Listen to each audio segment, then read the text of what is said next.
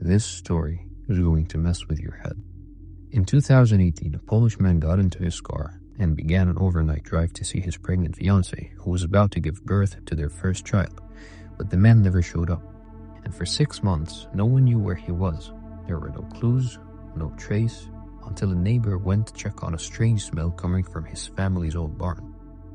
And what they found in the attic turned this into one of the most bizarre and chilling disappearances Poland has ever seen.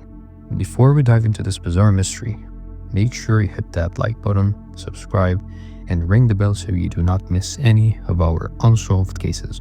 Now let's get into it. Mateusz Kawecki was a 30-year-old man from a small village in southeastern Poland called Hutkov. He had been living and working in Hanover from Germany as a construction worker for 5 years with his father. He had a fiancée in Lipiagora in northwestern Poland who was about to give birth, and Mateusz was driving from Hanover to be with her. It was March 28, 2018, around 11:30 p.m. He left after work in his 1998 BMW. It was a 647 kilometers journey, a long drive. He was supposed to arrive by 8 or 9 a.m. in the next morning, but Mateusz never made it. At 10:30 a.m. on March 29, his father called.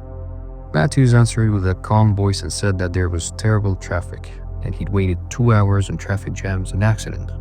He was in Szczecin, right on the border between Germany and Poland, with just a little over 200 kilometers to go. He sent a text to his fiancée saying he'll be there in 2 hours, and then nothing. That was the last anyone heard from Mateusz. But after that message, Mateusz went dark. No calls, no updates. His fiancée waited and waited until it started to feel wrong. At 5 p.m., after hours of silence, she reached out to his sister in Hanover, but no one could get through. His phone rang, but it did not answer. That evening, his mother walked into a police station to file a report. But instead of help, she was told to wait, that it was too early and that he'll probably show up. So the family went to both German and Polish police. But here's where the case took a strange turn. Because Mateusz vanished between the two countries, neither wanted to take the lead. The German police refused to investigate because he disappeared in Poland. And the Polish police said that their hands were tied because Mateusz had a German SIM card. The family begged the Polish authorities to track his phone, but still, there was no location. Eventually, the police claimed that Mateusz's phone never connected to a Polish network, which left one terrifying question. Where the hell was he when he answered that last call from his father? With no answers, the family took matters into their own hands. They retraced the entire route from Hanover to Lipiagora. Every gas station, every side street, every parking lot. They asked for surveillance footage. They walked through markets near the border, showing Mateusz's face to strangers. They hung posters everywhere. But it was like he had vanished into thin air. His scar was gone, his trail was cold, and for 6 months, nothing. The family appeared on the Polish TV again and again, begging the police to take the case seriously, but no one was listening. Then on September 12th, something changed. A neighbor came to Mateusz's mother with a strange complaint. He said the family's old barn, which was unused for years, was giving off a terrible smell. He thought it was probably a dead animal, but the odor had been there for months, at least since July. So he asked if he could check it out, and she agreed. The barn was split in half. One side was sealed off, creating a small room, and above it was the attic. The neighbor climbed up into the attic, and what he saw was a pile of clothing. But when he looked closer, his heart stopped. It was not just clothes. It was a body, badly decomposed, missing its head. Lying nearby was a backpack, 2 nooses, and Mateusz's ID. Everything in that attic belonged to him. But here's the part that makes no sense. Mateusz had been driving to the northwest of Poland to see his fiancée. But this barn was in the southeast, more than 600 kilometers in the opposite direction.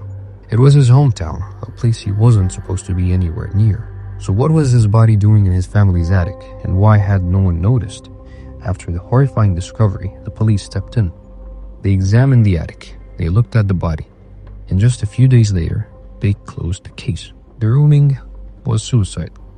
They handed over all of Mateusz's belongings to the family, and that was it.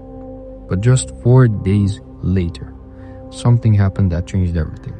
Mateusz's family returned to the barn, still reeling from the shock. And while going through the area where his body was found, they spotted something. A shoe, half hidden beneath some old boards. They picked it up and froze. Inside the shoe was a detached human foot. It was Mateusz. The police had missed it. They hadn't even noticed. And that wasn't the only oversight. As the family went through the clothes, they found several of Mateusz's teeth, knocked out, still clinging to his shirt, some covered in what looked like blood. Now, it's true that when a body hangs long enough, the head can eventually separate from the neck. But the teeth, they don't just fall out. The clothes themselves were also stained, smudges of what looked like blood. But no tests were done. No evidence was collected. Inside his backpack, they found a Polish water bottle used, filled with cigarette butts, and an orange juice box. But there was something off about that. Mateusz hated orange juice. He never drank it. His entire family swore by it. So whose was it? None of this made sense. And worse, the police did not analyze any of this. Every detail, every clue had just been handed back to the family as if it meant nothing. But this wasn't just police negligence. To Mateusz's loved ones, it felt like something was being covered up. But as shocking as all this was, the biggest mystery was still yet to come. Mateusz's car, the 1998 BMW, was gone. It vanished without a trace. It was not in Poland. It was not in Germany. It was nowhere.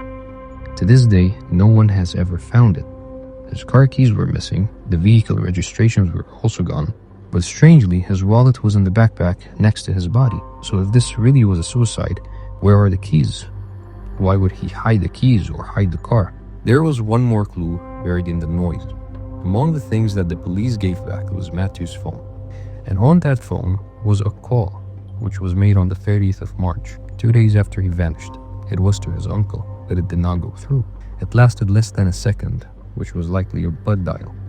But still, this meant that the phone was on and moving after he disappeared. But even this was not the strangest part. Remember the attic where the body was found?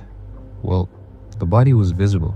From inside the barn, you can see the body, clear as the day from the ground floor. And that summer, Mateusz's family used that barn all summer long. They stored things, they walked past it, and they were in and out of it. So the idea that a decomposing body was hanging just above them for months, unnoticed, they didn't buy it. And here's where things take a final surreal twist. On one of the TV shows that covered Mateusz's case, a Polish prosecutor, not the one leading the investigation, revealed something shocking. They found public transportation tickets from cities in Poland, and these tickets were dated after Mateusz disappeared. How did they get there, and who used them, or whether they even belonged to Mateusz? No one knows. But in a story already full of holes, dead ends, and disturbing oversights, this was like pouring gasoline on fire. A man drives across Europe to meet his pregnant fiancée. He disappears. His body is somehow found months later in an attic, in a village on the opposite side of the country. His car, his keys, his final movements were all missing. But despite everything, the strange location, the missing car, the foot still in the shoe, the teeth, the juice box, and the tickets dated after he vanished, the police and the public prosecutor, they still stuck to their story, which was suicide.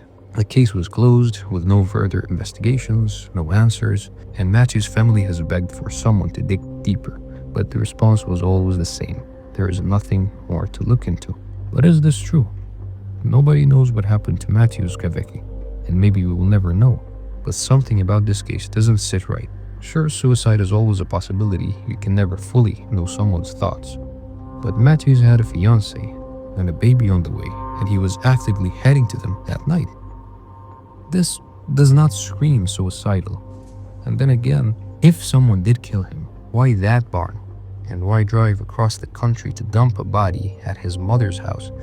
Why the new setup, the Jews he supposedly hated? And how did no one in the tiny village notice anything strange? And those public transit tickets, still unexplained, still ignored. Maybe Mateusz ended his own life. Maybe someone helped him disappear. Or maybe something darker happened and it was covered up. Whatever the truth is, it's buried somewhere out there. And until we know more, we are left with questions. and a story that doesn't make sense. I leave this up to you. What do you think happened to Mateusz Kawecki?